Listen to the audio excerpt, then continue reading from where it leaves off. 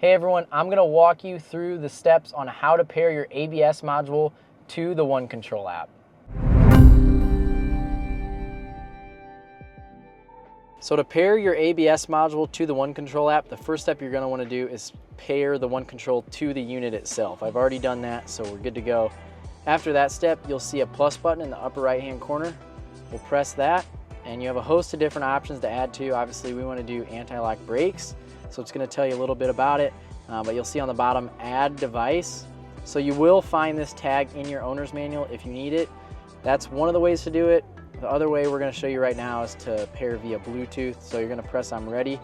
First thing you're gonna do is plug in your 7-way, turn on your tow vehicle, and then press the brake, and that's gonna light up the ABS module. That's gonna send power to it if you've been sitting for a while. So you can see push to pair, and it is ready to pair, so we'll click that one. Press continue, and you're gonna turn on your hazards, and you will not press your brake until this connection process is complete. It's gonna ask request, agree. You can see it is walking you through the steps. Finish up, boom. Congrats, we have paired to the ABS module successfully. So the cool part is, look, you can go in here, you can see how many miles we've only towed this thing, 103 miles.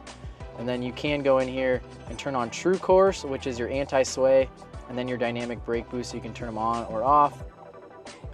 Just like that, you press them on or off, and then same with dynamic brake boost.